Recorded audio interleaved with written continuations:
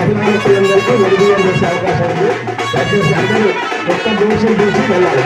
3 కాకుండా ఒక్కోసారి దోషం వెళ్ళి అన్న ప్రసాదం తీసుకొని స్వామివారికి అమ్మవారికి అలంకరణ బహుమతులు చేసుకున్నారు.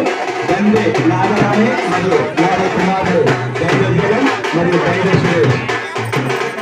అదేవిధంగా ఈరోజు స్వామివారి యొక్క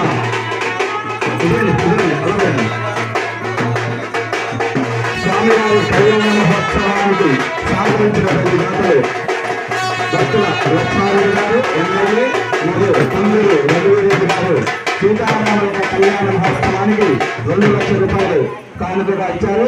మరియు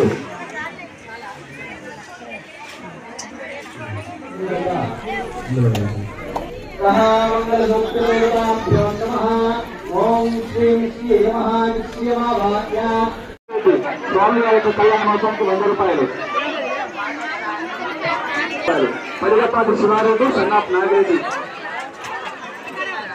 100 రూపాయలు. రమణారెడ్డి స్వామివారి యొక్క కళ్యాణ మహోత్సవానికి 110 రూపాయలు కానుక. బాబలి రాములు నరసమ్మ తమ్ముడు స్వామివారి బాబలి రాములు బాబలి కళ్యాణ మహోత్సవానికి 100 రూపాయలు కానుక సమర్పించారు. తుంగపాటి పుల్లయ్య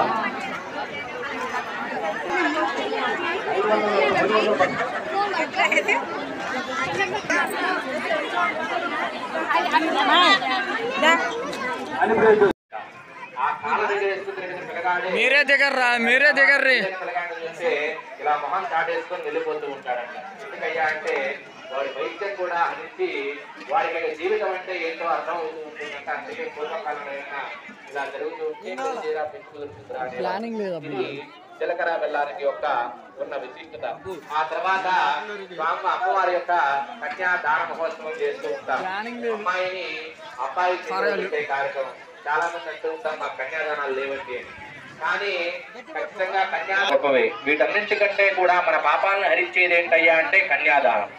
ఎందుకయ్యా అంటే వీడియో మమ అనేక జన్మసు ఇహ జన్మనీచ ఏతత్ క్షణ పర్యంత బాల్య యవ్వన కౌమార వార్తికేషు. బాల్యంలో తెలియక తప్పులు చేస్తూ ఉంటాం, యవ్వనంలో తెలిసి గర్వంతో తప్పులు చేస్తూ ఉంటాం. మన వయసు వల్ల మనకేమైతుంది అని చెప్పి తప్పులు చేస్తూ ఉంటాం. వేస్తాంలే. అదేవిధంగా కౌమారంలో కుటుంబ బాధ్యతల కోసం